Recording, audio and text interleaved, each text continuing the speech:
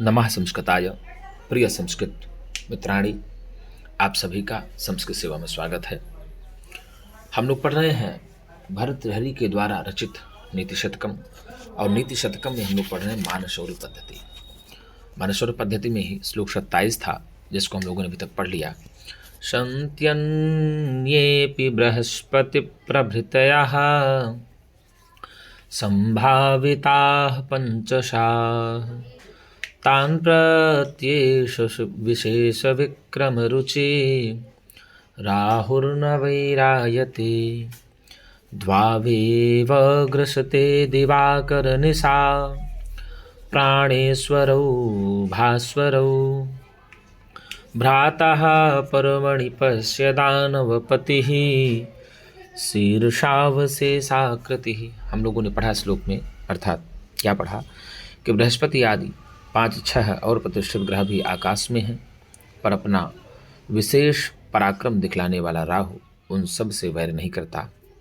देखो भाई, यह दैत्यराज राहु, जिसका मस्तक ही केवल शेष बचा हुआ है, अमावस्या और पूर्णिमा के दिन प्रकाशमान सूर्य और चंद्रमा को ही ग्रसता है और किसी को नहीं ग्रसता। ऐसा हम लोगों ने 27वें श्लोक में पढ़ा था मानसौर्य पद्धति में। आज उसी में हम लोग 28वां श्लोक पढ़ते हैं। आइए देखते हैं कौन सा श्लोक है। वहति भुवन श्रेणीं शेषः फणाफलकस्थितां वहति भुवन श्रेणीं शेषः फणाफलकस्थितां वहति भुवन श्रेणीं शेषः फणाफलकस्थितां कमठपतिना मध्ये पृष्ठं सदा सचधार्यते तमपि कुरुते क्रोधाधीनं पयोधीरनादरात् अहमहतां निःसीमानश्चरित्रविभूतयः। यहाँ हरिणी छंद है। कौन सा छंद है गुरुजी? हरिणी छंद है। यहाँ पर कौन सा? हरिणी छंद है, जिसका लक्षण ही है न समरसला गः षड्वेदै हयैर्हरिणीमता। यहाँ 6, 4, 7 पर यति होती है।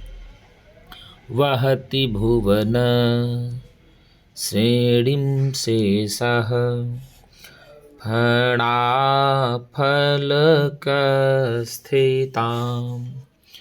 6, 4, 7। तो 6, 4, 10, 7, 17 मात्राएं होती हैं। इसमें भी प्रत्येक क्षण में 17 मात्राएं हरिणी छंद में होती हैं, और हरिणी छंद में 6, 4 और 7 मात्राओं पर यति होती है। क्या कहा? वहति भुवन श्रेणीं शेषः फणाफलकस्थितां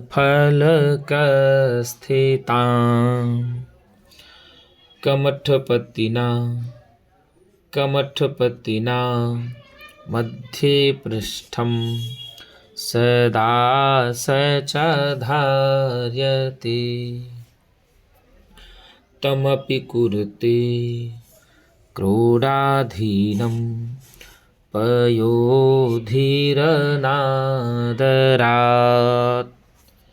अहमहतां निःसीमानः चरित्रविभूतयः न समरसला। क्या कहा? न समरसला वहति भुवन न समरसला वहति भुवन गः षड्वेदै श्रेणीं शेषः हयैर्हरिणीमता फणाफलकस्थितां स्थिताम, ऐसा कहा। वहति भुवन श्रेणीं शेषः फणाफलकस्थिताम् कमठपतिना मध्ये पृष्ठं सदा स च धार्यते तमपकुरुते क्रोधाधीनं पयोधीरनादरा अहमहता निःसीमानः चरित्रविभूतयः। अर्थात सीधे कहा, क्या कहा? फणा फल कस्थिताम, अर्थात फणों के पटरे में स्थित, फणों के बीच में स्थित। किसके बीच में स्थित महाराज? फणों के बीच में स्थित भुवन श्रेणीम। क्या? भुवन श्रेणीम अर्थात लोकों की श्रेणी, अर्थात 14 लोकों को। भुवना नाम श्रेणी षष्ठी तत्पुरुष समास होता है, अर्थात 14 लोकों की श्रेणी को, 14 लोक को। देखिए 7 ऊर्ध्वलोक और 7 अधोलोक होते हैं। ऊर्ध्वलोक में होता है भूः भुवः स्वः महः जनः तपः सत्यम तल अतल वितल रसातल तलातल महातल पाताल। तो 7 अर्धोलोक हुए, 7 ऊर्ध्वलोक हुए। तो फणा फलक स्थिताम अर्थात शेषनाग अपने फण के ऊपर भुवन श्रेणी यानी तीनों लोकों की श्रेणी अर्थात 14 लोकों को, किसको भैया? 14 लोकों को वहती धारण करते हैं। अर्थात शेषनाग अपने फणों के बीच में 14 भुवनों को, 14 लोकों को क्या करते हैं? धारण करते हैं। और क्या कहा? कमठपतिना, और बताया कि कच्छप राज। कौन भैया? कच्छप राज, ठीक है ना, उनको भी, ठीक है, कच्छप राज उनको भी मध्य पृष्ठम अपने पीठ पर, कहाँ गुरुजी? अपने पीठ पर क्या करते हैं? सदा सच धार्यते, सदा के लिए धारण करते हैं। कहने का मतलब ये हुआ कि शेषनाग जी 14 भुवन को, 14 लोकों को अपने फणों के बीच में धारण करते हैं और उन्हीं शेषनाग को कच्छपराज जी, कछुआ जी अर्थात अपने पीठ पर सदा के लिए धारण करते हैं। क्या करते हैं? सदा के लिए धारण करते हैं, ठीक है ना। और क्या कहा? समुद्र पयोधि ही, अब उसके बाद आया नंबर समुद्र। और समुद्र भी अनादरात, अनादर पूर्वक या अनायासी, समुद्र भी अनादर पूर्वक अनायासी क्या करते हैं? क्रोधाधीनम, प्रलय काल में जो कहा कि ना, और उसको भी जो प्रलय समुद्र होता है ना, वह अनायासी क्या करता है? तमपि कुरुतो अथ कुरुते क्रोधाधीनम कुरुते अर्थात अपनी गोद में बैठाता है। क्या कहा? तम अपि अर्थात उन कच्छपराज को भी, पयोधि अनादरात अर्थात जो समुद्र है, अनादर पूर्वक या अनायास पूर्वक क्रोधाधीनम कुरुते अपने गोद में बैठाता है। क्या कहता? गोद में बैठाता है। और क्या कहा? आहा, अरे महताम, सज्जनों की या बड़ों की चरित्र विभूतियाँ निःसीमाना, जो बड़ों की चरित्र की विभूतियाँ होती हैं, जो बड़ों के चरित्र का सौंदर्य होता है, उनके चरित्र की महिमा तो असीम होती है।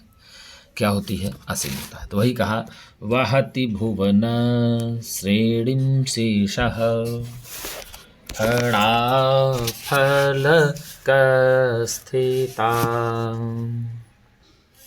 कमठपतिना मध्ये पृष्ठं सदा स च धार्यते तमपि कुरुते क्रोधाधीनं पयोधीरनादरात्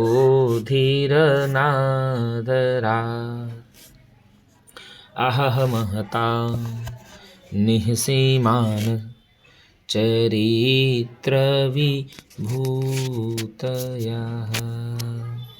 क्या कहा गुरुजी? शेषः शेषनाग फणाफलकस्थिताम अपने फड़ों के बीच में भुवन श्रेणीं वहती 14 लोकों को धारण करते हैं।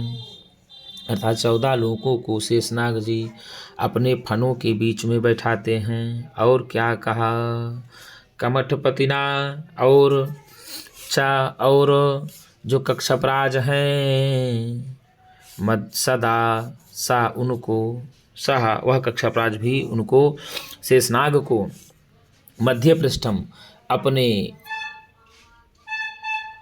कहाँ बैठाते हैं, मध्य पृष्ठम पीठ पर बैठाते हैं। कहाँ बैठाते हैं, पीठ पर बैठाते हैं। अर्थात जो कक्षपराज हैं इसको अपनी पीठ पर धारण करते हैं, ठीक है ना, शेषनाग को।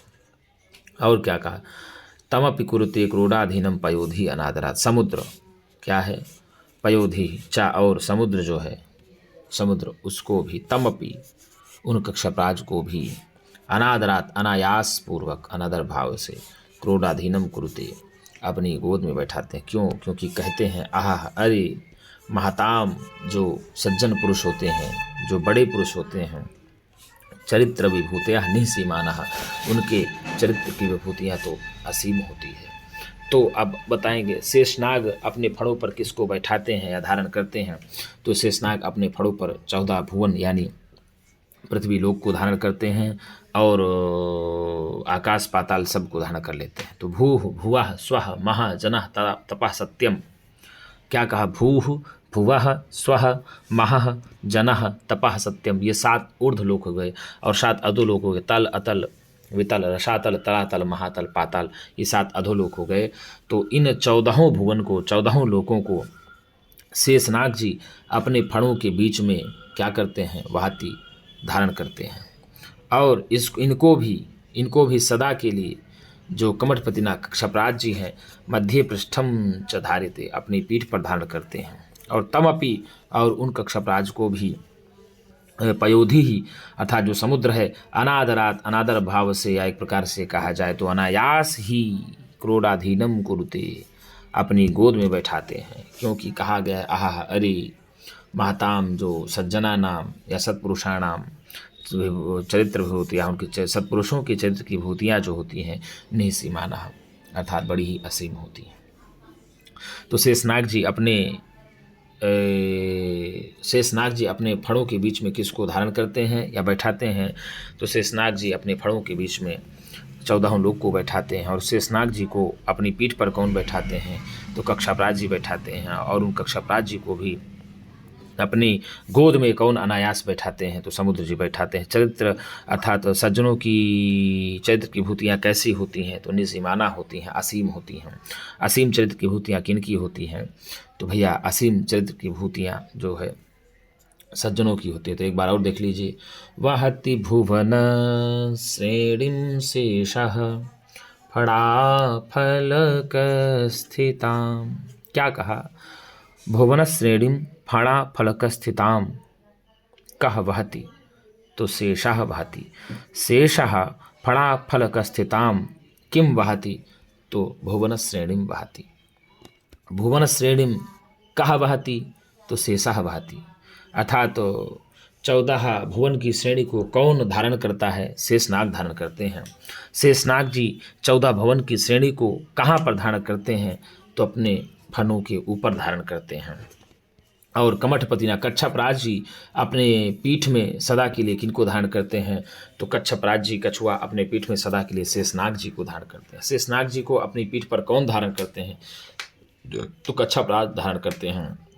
और कच्छपराज जी को अपनी गोद पर अनादर भाव से अनायास ही कौन धारण करता है या कौन बैठाता है, तो कच्छपराज जी को अपनी गोद पर अनायास ही समुद्र बैठाता है। समुद्र किसको अपनी गोद में अनायास ही बैठाता है, तो समुद्र कच्छपराज को अपनी गोद में अनायास ही बैठाता है। तो सज्जनों के चरित्र की भूतियाँ कैसी होती हैं, तो सज्जनों की चरित्र की भूतियाँ असीम होती हैं। असीम चरित्र की भूतियाँ किनकी होती हैं, तो सज्जनों की होती है। तो वाहति भुवन श्रेणीं शेषः फणाफलकस्थितां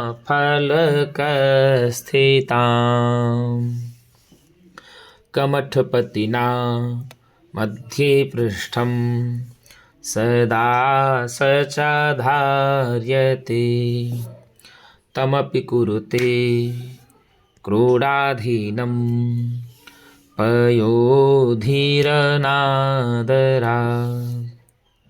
अहह महतां निःसीमानस चरित्र विभूत। यहाँ जो 3 पद दिए हुए हैं, 1, 2 और 3 पद दिए हैं, इन तीनों पद में माला दीपक अलंकार है। कौन सा अलंकार है? माला दीपक अलंकार है। और चौथे में यदि बात किया जाए तो अर्थांतरन्यास अलंकार है। कौन सा है? अर्थांतरन्यास अलंकार चौथे में हो जाता है।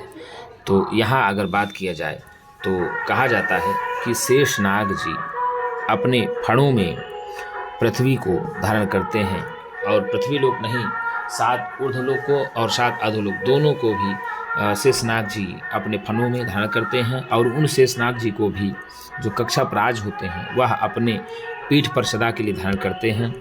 और उन कक्षापराज को भी जो समुद्र है वह अनायास ही अपने गोद में बैठाता है। क्यों?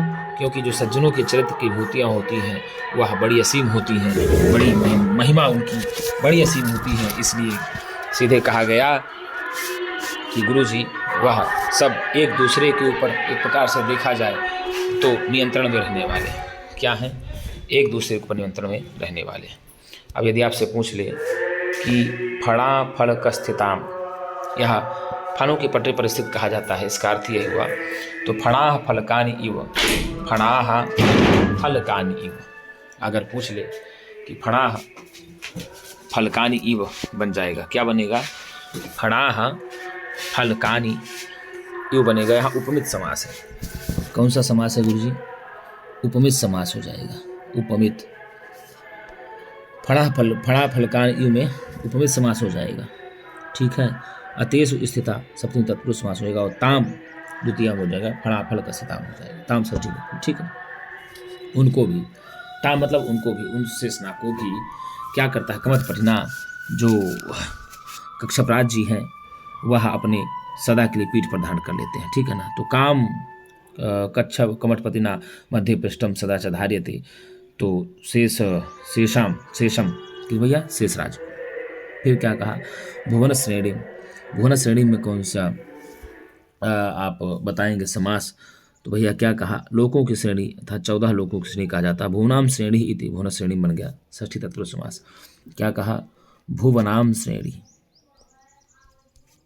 भुवनाम हाँ भुवनाम श्रेणी ही इति, भुवन श्रेणी बन गया, और ताम भुवन श्रेणी बन जाएगा। तो यहाँ पर आप द्वितीय लगा देंगे और षष्ठी तत्पुरुष समास हो जाएगा। कौन सा समास हो जाएगा?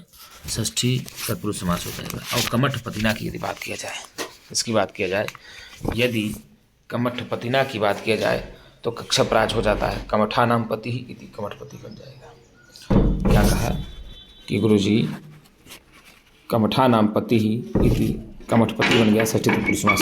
तेन, यहाँ तेन पति समास एव सूत्र से घी संज्ञा होने के कारण तृतीया विभक्ति में हिट्टा प्रत्यय लग रहता है। ठीक है ना।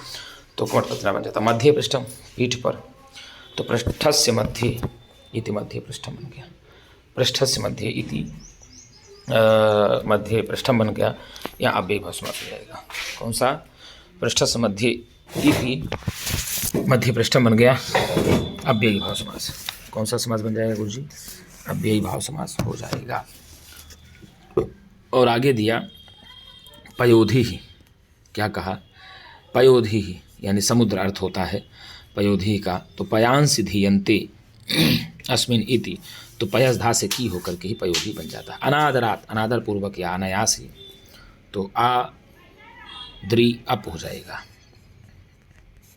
आ द्री अप होकर के ही अनादर बन जाता है। क्रोडाधीनम, तो गोद में अवस्थित होते हैं, क्रोडे अधि, तो यहाँ पर अधिसूर्य इस सूत्र से ही पश्चिम संज्ञा हो जाती है। और यस्माद अधिकम यस्य चेसुरा वचनम तत्र, इस सूत्र से पंचमी विभक्ति हो जाती है। ठीक है ना। और सप्तमी सौंडई ही, इस सूत्र से समास भी हो जाता है। क्रोढ़ा, क्रोडाधि खा होकर के क्रोडाधि बन जाता है। ठीक है। खस आदेश। निह सीमाना, अर्थात जो सीमाएं होती हैं वह असीम होती हैं। निह नास्ति सीमा या सामता। क्या कहा? निह नास्ति सीमा यासाम, ताह बन गया निः सीमा। तो यहाँ प्रारंभ बहुब्रीहि समास हो जाता है। कौन सा समास? बहुब्रीहि समास हो जाता है। तो वहति भुवन श्रेणीं शेषः फणाफलकस्थितां कमठपतिना मध्ये पृष्ठं सदा स च धार्यति तमपि कुरुते क्रोधाधीनं पयोधीरनादरात् अहमहतां निःसीमानः चरित्रविभूतयः। कहने का तात्पर्य हुआ, शेषनाग अपने विस्तृत फनों पर भुवन वाली पृथ्वी को ढोते हैं। ठीक उसके बाद कच्छपराज जी इनको, शेषनाग जी को अपनी पीठ पर धारण करते हैं और उसको भी जो प्रलय या समुद्र है वह अनायास ही अपनी गोद पर बैठाता है, क्योंकि अरे बड़ों की चरित्र की जो महिमा होती है वह बड़ी असीम होती है। तो किनके चरित्र की महिमा बड़ी असीम होती है? तो भैया बड़ों की चरित्र की महिमा बड़ी असीम होती है। आगे श्लोक दिया हुआ है, वरम पक्षच्छेदाः समदमघवन्मुक्तकुलिसाः प्रहारैरुद्गच्छत् बहुलदहनोद्गारगुरुभिः तुषाराद्रेः सूनो राहः पितरिक्लेशविवसे न चासौ सम्पातः पयसि पयसां पत्युर्चितः। क्या कहा? वरम पक्षच्छेदाः समदमघवन्मुक्तकुलिशः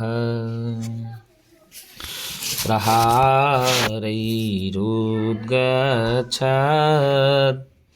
बहुलदहनोद्गारगुरुभिः तुषाराद्रेः सूनो राहः पितरिक्लेशविवशे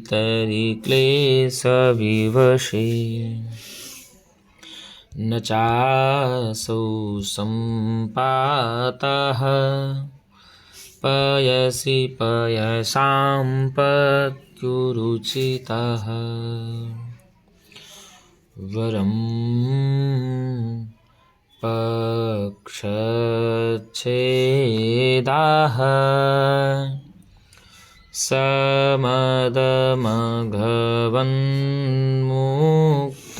समदमघवन्मुक्तकुलिशः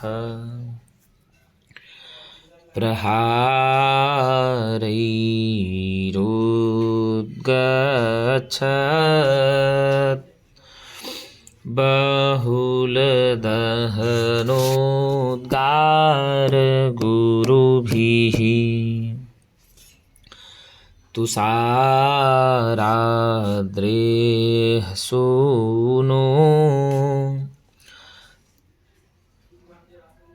राहः पितरिक्लेशविवशे न चासौ सम्पातः पयसि पयसां पत्युरुचितः। क्या कहा भैया? उद्गच्छत बहुल दहनोद्गार गुरुभिः, अर्थात ऊपर की ओर उठते हुए, उद्गच्छत ऊपर की ओर उठते हुए, बहुल दहनोद्गार गुरुभिः अग्नि की पुंज के उद्गार के कारण। क्या कहा? ऊपर की ओर उठते हुए अग्नि के पुंजों के उद्गार के कारण। किसके कारण गुरुजी? कि ऊपर की ओर उठते हुए अग्नि की ज्वालाओं के कारण असह्य बड़ा ही कष्टकारी, असह्य बड़ा ही कष्टकारी। और क्या कहा? समद मघवन मुक्त कुलिशा, अर्थात सगर्भ इंद्र के द्वारा छोड़े गए वज्र के प्रहारों से।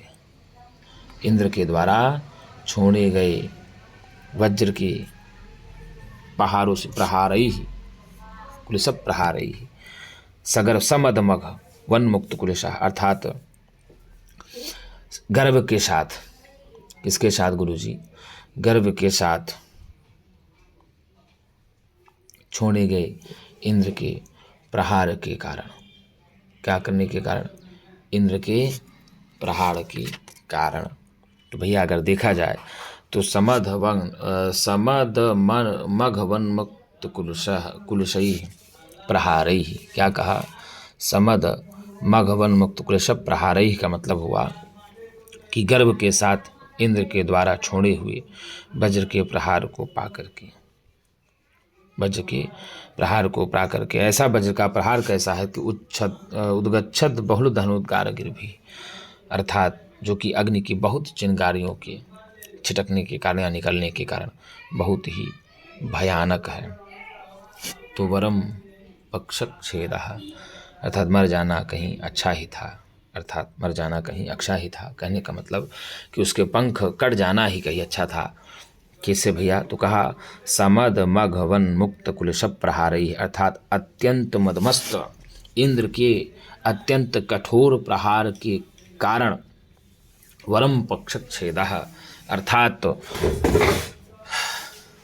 पंख कट जाना कहीं अच्छा था, प्राण त्याग देना कहीं अच्छा था। और वह इंद्र का प्रहार कैसा था? तो कहा उद्गच्छत, जिस प्रहार से निकलती हुई अनेकों अग्नि की चिंगारियों से युक्त। क्या कहा?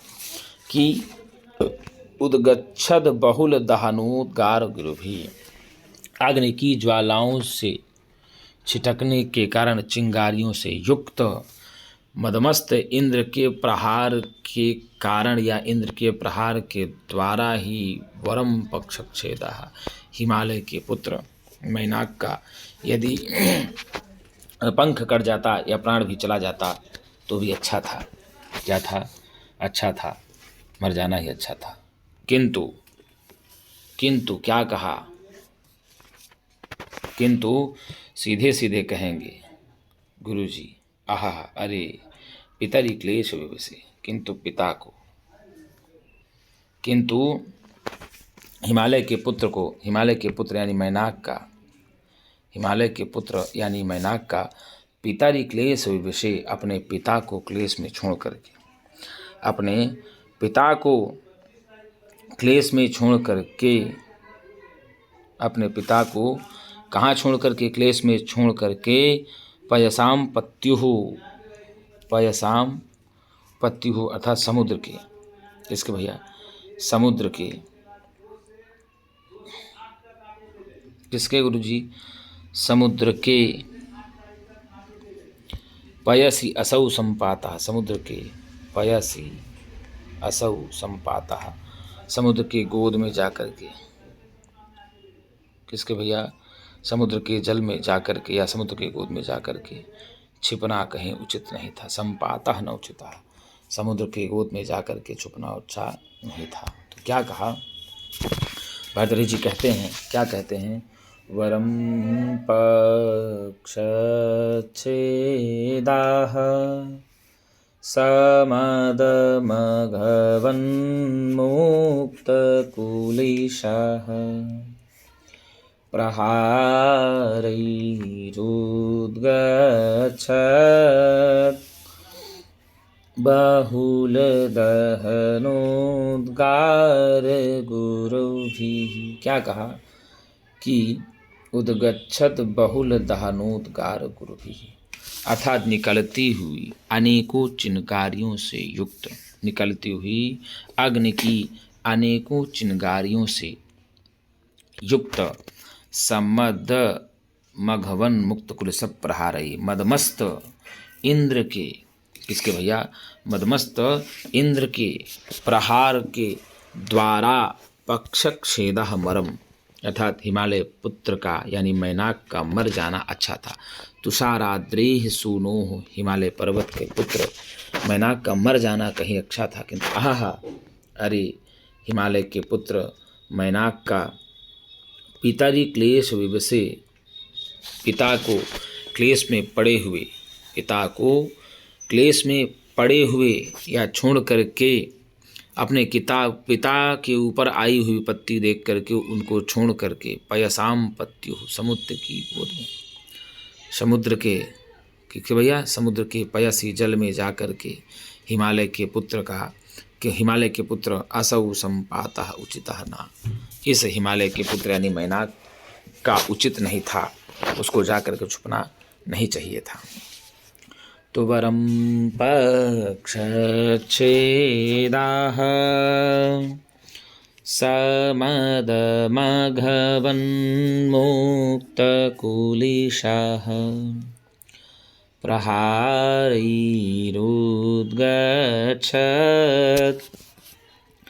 बहुलदहनोद्गारगुरुभिः तुषाराद्रे सूनो आहः पितरि क्लेशविवसे न चासौ सम्पातः पयसि पयसां पत्युरुचितः। क्या कहा? समद मघवन्मुक्त कुलिश प्रहारैः, अर्थात सगर्व गर्व के साथ इंद्र के छोड़े हुए वज्र के प्रहार को पाकर के, अत्यंत गर्वेले इंद्र के द्वारा छोड़े हुए प्रहार को पाकर के, और वह प्रहार कैसा था? जो प्रहार उद्गच्छद बहुलोद्गार गुरु भी, जो प्रहार अग्नि की बहुत सारी चिंगारियों को छिटकने के कारण बहुत ही भयानक हो गया था। भयानक हो गए, क्या हो गए थे? भयानक हो गए थे। पक्षच्छेदः वरम, अर्थात पंखों का कट जाना कहीं श्रेष्ठ था या मर जाना कहीं अच्छा था। किंतु तुषाराद्रेह सूनोह, किंतु हिमालय के पुत्र मैनाक का, किसका भैया? हिमालय के पुत्र मैनाक का पिताजी क्लेश विषय, अपने पिता के ऊपर विपत्तिग्रस्त पिता को क्लेश में छोड़ करके पयसाम पत्यु, अथा समुद्र में, किसके भैया? पयसाम पत्यु पयसी, समुद्र के जल में जाकर के, समुद्र के जल में जाकर के संपातः छिपना उचितः ना, बहुत उचित नहीं था, एकदम उचित नहीं था। तो यही कहा कि समद मग वन मुक्त कुलिशः, अर्थात मदमस्त गर्वीले इंद्र के प्रहार को पाकर के, या गर्वीले इंद्र के प्रहार से, जो प्रहार अनेकों प्रकार की चिंगारियों को छिटकते हुए, अनेकों प्रकार की चिंगारियों को छिटकने के कारण अत्यंत भयानक था, उस प्रहार के द्वारा पक्षच्छेदः वरम, मर जाना ही कहीं अच्छा था। किंतु तुषाराद्रेह सूनो, अरे हिमालय के पुत्र मैनाक का पितादि क्लेश विवसे, अपने पिता को क्लेश में देख करके पयसाम पत्यु पयसी, अर्थात समुद्र के जल में जाकर के, असौ, इस हिमालय पर्वत के पुत्र मैनाक को अपने पिता को क्लेश में देख करके समुद्र की गोद में जाकर के छुपना, या समुद्र के जल में जाकर के संपाता छुपना उचितः न, कहीं भी उचित नहीं था। तो यदि पूछ लेता है कि हिमालय के पुत्र का क्या नाम था, तो हिमालय के पुत्र का मैनाक नाम था। मैनाक किसके पुत्र का नाम था? हिमालय के पुत्र का नाम था। हिमालय का पुत्र मैनाक किसको विपत्तिग्रस्त में छोड़ करके समुद्र में जाकर के छुप जाता है? अपने पिता को विपत्तिग्रस्त देख करके समुद्र में जाकर के छिप जाता है। समुद्र के जल में जाकर के कौन छिप जाता है? तो समुद्र के जल में जाकर के ही मैनाक छुप जाता है। किसके प्रहार के भय से?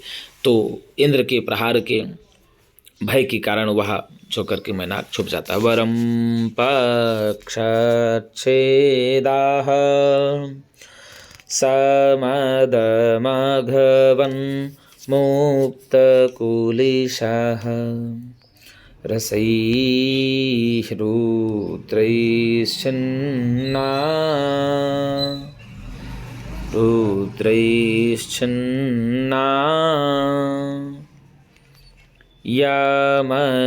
यमनसभला गाः शिखरिणी, यमनसभलागाः शिखरिणी। शिखरिणी छंद है, कौन सा छंद है? शिखरणी छंद है तो रसई ही 6 और 11 पर यति होती है। कितने पर होती है? पहले 6 वर्णों पर यति होगी, फिर 11 अक्षरों पर यति हो तो 6 और 11 पर यति होती है। 17 मात्राएं होती है शिखरणी में। तो देख लो 6 पर वरम पक्ष छेदाः 6 समदवन समदमघवन मुक्तकुलिशाः 11। देख लो 1 2 3 4 5 6 7 8 9 10 11। तो 6 और 11 पर यति होती है और प्रत्येक चरण में 17 मात्राएं होती हैं। तो कह रहा है भर्तृहरि जी कह रहे हैं कि समद मघ मघवन भगवान मघवन विशेषण वो है इंद्र के लिए संबोधन कहा गया कि मदमस्त इंद्र के कुलशप प्रहार मुक्त कुलशप प्रहारे प्रहार के वज्र के तुल्य प्रहार के कारण प्रहार के द्वारा जो प्रहार उद्गच्छत निकलती हुई बहुल दहनोद्गार अनेकों प्रकार की चिनगारियों के कारण अत्यंत भारी प्रहार था। तो उस प्रहार से पक्षच्छेदः वरम, उसका यदि पंख भी कट जाता, उसके प्राण भी चले जाते तो अच्छा था। किंतु तुषाराद्रेह सूनोह, हिमालय के पुत्र मैनाक को, ठीक है ना, अरे आहा, किंतु हिमालय के पुत्र मैनाक को पितरि क्लेश विवसे, अपने पिता के ऊपर आए हुए पत्ति को देख करके पयसाम पत्यु हो अर्थात समुद्र की के पयसी जल में इस पुत्र का, हिमालय के पुत्र मैनाक का संपाता जाकर के छुपना उचित ना, कहीं पर भी उचित नहीं था। तो अपने विपत्तिग्रस्त पिता को देख करके समुद्र में किसका जाकर के छुपना उचित नहीं था। तो समुद्र में अपने पिता को विपत्तिग्रस्त देख करके मैनाक को जाकर के छुपना उचित नहीं था, ठीक है ना। तो समुद्र किसके पिता हैं? हिमालय पर्वत किसके पिता हैं? तो मैनाक के पिता हैं। मैनाक किसको विपत्तिग्रस्त छोड़ करके समुद्र में जाकर के छिप जाता है? मैनाक अपने पिता हिमालय को विपत्तिग्रस्त देख करके समुद्र में जाकर के छुप जाता है। तो उद्गच्छत बहुल दहनोद्गार गुरु भी, तो ऊपर उठते हुए अग्नि पुंज के उद्गार के कारण ऐसा कहा जाता है। तो बहुलाह दहनः, बहुल दहना बन जाएगा। यदि आपसे पूछ ले कि बहुल दहना में कौन सा समास है, तो आप कहेंगे बहुलाह दहना इति, बहुल दहना बन गया कर्मधारय समास। कौन सा समास हो जाएगा? बहुल दहना में कर्मधारय समास हो जाएगा। और उद्गच्छन बहुल दहना यदि आप कहते तो उद्गच्छत बहुल दहना में, तो उद्गच्छन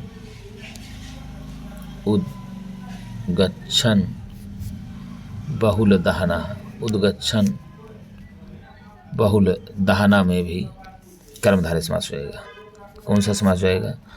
उद्गच्छन बहुल दहना में भी कर्मधारय समास हो जाएगा। और तस्य उद्गाराः, तो उद्गच्छत बहुल दहनोद्गाराः में, तो उद्गच्छत बहुल दहनोः उद्गाराः, उद्गाराः तो षष्ठी तत्पुरुष समास। कौन सा समास हो जाएगा? षष्ठी तत्पुरुष समास। तैहि गुरवः तृतीय तत्पुरुष समास हो जाएगा। और यहाँ प्रहारैः का सबका विशेषण है, प्रहारों के द्वारा। तो किसके द्वारा अग्नि की ज्वालाएं निकल रही हैं, भयानक ज्वालाएं निकल रही हैं? तो प्रहार के द्वारा। तो किसके प्रहार के द्वारा? तो मदमस्त इंद्र के वज्र के प्रहार के कारण से निकलती हुई अग्नि की भयानक चिंगारियों में जल करके मर जाना कहीं अच्छा था। किंतु किंतु तुषाराद्रेह सूनो, अर्थात हिमालय के पुत्र मैनाक को पितरि क्लेश विवसे, अपने पिता को विपत्ति में देख करके असौ इसका पयसाम पत्यु हो, अर्थात समुद्र के पयसी जल में संपाता छुपिना उचितः ना, कहीं पर भी उचित नहीं था, उसको नहीं छुपना चाहिए था। अब कहा समध मघवन मुक्त कुलशः की अगर बात किया जाए, तो यहाँ पर भी यही कहा कि भाई साहब इंद्र के द्वारा छोड़े गए वज्र के प्रहार से, तो मद से अप होकर के ही, मद से ही अप, यहाँ मदोनुपसर्गात सूत्र के द्वारा ही मदः बन जाता है। तो मदसिकता कर्मण में ही मुक्ता बन जाता है, मुझसिकता तो मुक्ता बन जाएगा। क्या जाएगा? यदि अगर बात किया जाए गुरुजी इसकी बात की जाए, यदि यहाँ पर बात की जाए, मद से अप्रत्यय होकर के ही मद बन जाता है और मुझ से ता प्रत्यय होकर के मुक्ता बन जाता है। क्या? मुझ से, किससे? मुझ से ता प्रत्यय लग करके मुक्ता बन जाता है। किससे गुरुजी? मुझ से ता प्रत्यय लग करके मुक्ता बन जाता है कर्मण में। और प्राहरी घई भावे से ही प्रहारा बन जाता है। प्राहरी घई से ही प्रहारा बन जाता है। क्या बन जाता है? प्रहारा बन जाता है। तो यहाँ सीधे सीधे मदेन सह वर्तमान इति समदः बन जाएगा। मदेन सह, क्या कहा? मदेन सह वर्तमानः इति समदः बन जाएगा। कौन सा बन जाएगा? तो यहाँ पर आप सीधे सीधे बहुरी समास लगाएंगे तुल्य अर्थ में। किसमें? तुल्य। और समदः मघवा समदः बन जाएगा कर्मधारय समास। तेन मुक्तः तृतीया तत्पुरुष तादृशः कुलिसः कर्मधारय समास बनेगा। तस्मै प्रहारः षष्ठी तत्पुरुष समास में जाता, तही से ही प्रहार ही हो जाता, तृतीया में हो जाता है। तृतीय बहुवचन। तुषाराद्रेः, क्या कहा? तुषाराद्रेः किसको कहा गया? तो तुषाराद्रेः हिमालय पर्वत को कहा गया। किसको कहा गया? हिमालय पर्वत को कहा गया। तुषारत आद्रिः, क्या कहा? तुषारस्य अद्रिः, तुषारस्य अद्रिः। तो यहाँ पर षष्ठी तत्पुरुष समास हो जाएगा। और वह तुषार पूर्णः अद्रिः मध्यम पदलोपी समास भी हो जाता है। ठीक है। सुनो पुत्र का, किसका भैया? पुत्र का, यानी मैनाक का। पितरी, यहाँ पर भावे सप्तमी हो जाती है। पितरी मतलब पिता को, ठीक है ना। क्लेश से, दुख से, विह्वल या अभिभूत होने पर, तो विगतः वसः यशसः विवसः बन जाता है। विगतः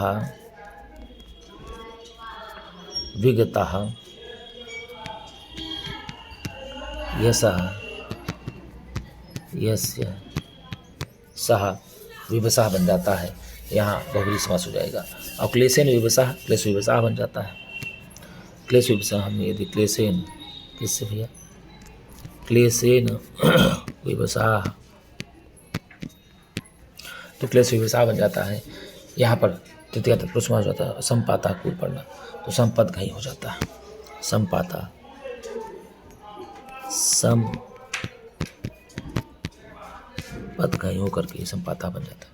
इसमें शिखरणी छंद, यदि आपसे पूछ ले कि इस श्लोक में कौन सा छंद है, तो शिखरणी छंद है। कौन सा छंद है गुरुजी?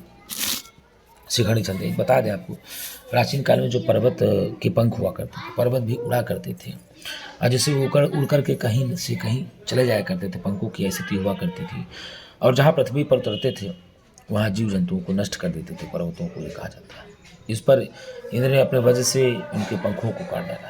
इंद्र ने क्या किया? उन पर्वतों के पंखों को काट डाला, क्योंकि पर्वत भी बहुत सारे जीवों को मार डालते थे, बहुत सारे जीवों को की हिंसा हो जाया करती थी। इस कारण ने इंद्र ने पर्वत के पंखों को ही काट डाला। और उस पर मैनाक समुद्र में, जो पर्वत का पुत्र था मैनाक, वह समुद्र में घुसकर छिप गया था। और यही अंतः कथा यहाँ पर हम आपको जो प्राप्त होती है, यही पढ़ाते हैं।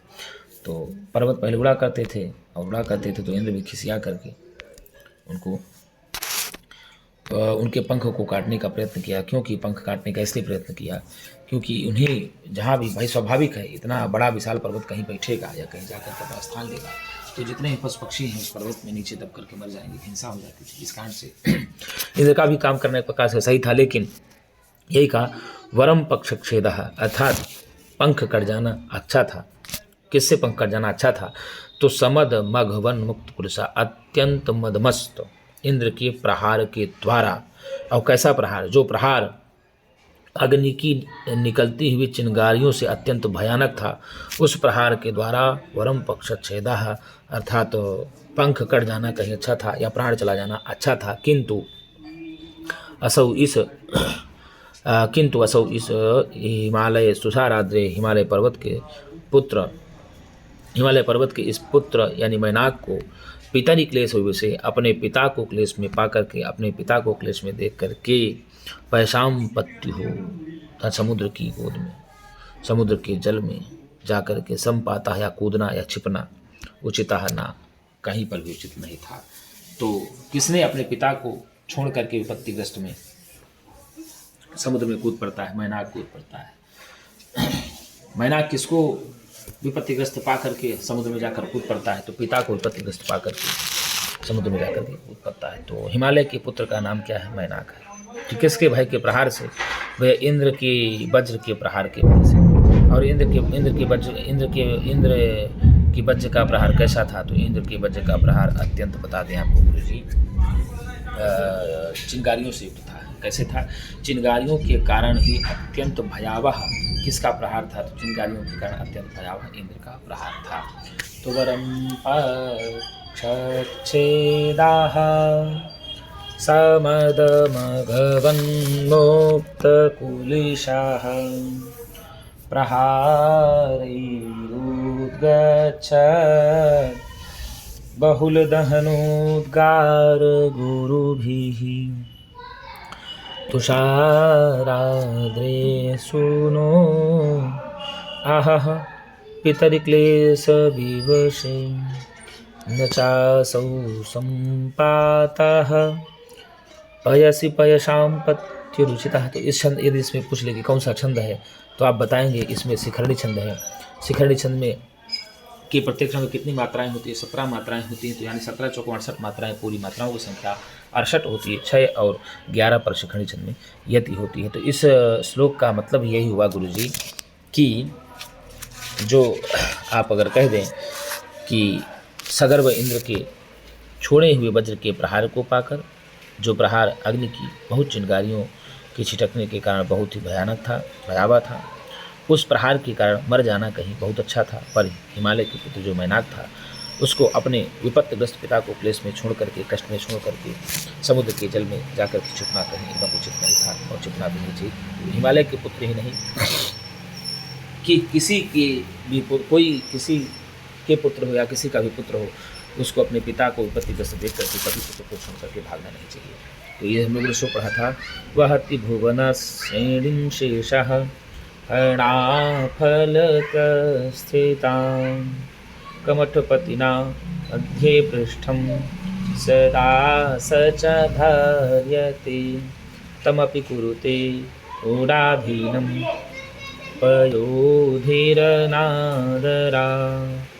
अहह महतां निःसीमानः चरित्र विभूतया। अर्थात कहने का मतलब ये हुआ, शेषनाग फणा फलक स्थिताम, अपने फणों के बीच में भुवन श्रेणी बहती, अर्थात 14 लोकों को बहाते हैं या धारण करते हैं, और ताम उनको भी, उन शेषनाग को भी, ठीक है ना, कमठपतिना अर्थात कच्छपराज, मध्य पृष्ठम अपने बीच पीठ के भाग में सदा धार्यते, सदा के लिए धारण करते हैं, और तमपि उनको भी अर्थात कच्छपराज को भी पयोधि समुद्र अनादरम अनायास पूर्वक ही क्रोधाधीनम कृते अपने गोद में ही बैठाते हैं, गोद में ही उनको आश्रय देते हैं।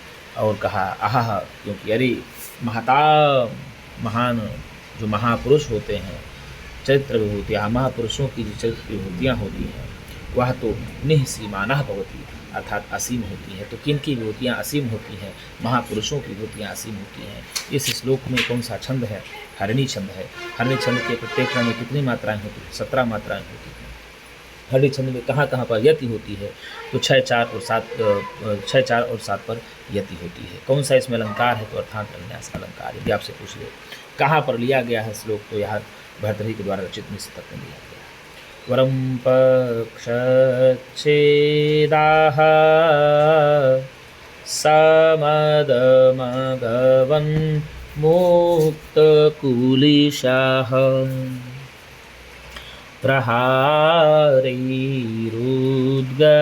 प्रहारैरुद्गच्छत् बहुलदहनोद्गार गुरुभिः तुषाराद्रेसूनो राहः पितरिक्लेशविवशे न चासौ सम्पातः पयसि पयसां पत्युरुचितः। क्या कहते हैं कि मदमस्त इंद्र के प्रहार को पा करके जो प्रहार निकलती हुई चिंगारियों निकलती हुई अग्नि के चिंगारियों से अत्यंत भयानक था। उस प्रहार के डर से उस भयानक प्रहार से मर जाना कहीं अच्छा था। किंतु तुषाराद्रि ही हिमालय के पुत्र तुषाराद्रि हिमालय की असौ सुनो इस पुत्र यानी मैनाक के द्वारा पितादि क्लेश विवशे अपने पिता को क्लेश में पा करके पैसाम पत्युः समुद्र के पयसी जल में जाकर के संपातः कूदना या छुपना उचितः न कदापि भी उचित नहीं था। किसका समुद्र में जाकर के छुपना कदापि उचित नहीं था। तो हिमालय के पुत्र मैनाक का समुद्र में जाकर के छुपना कदापि उचित नहीं था। तो मित्रों, यदि आपसे पूछ ले यह श्लोक कहाँ से लिया गया है तो आप बताएंगे यह श्लोक भर्तृहरि के द्वारा रचित नीति शतक से लिया गया है। इसमें कौन सा अलंकार है, अप्रस्तुत प्रशंसा अलंकार है, कौन सा छंद है, शिखरणी छंद है। शिखरणी छंद में कितनी मात्राएं होती है? 17 मात्राएं होती हैं। शिखरणी छंद में कितनी मात्राओं पर यति होती है?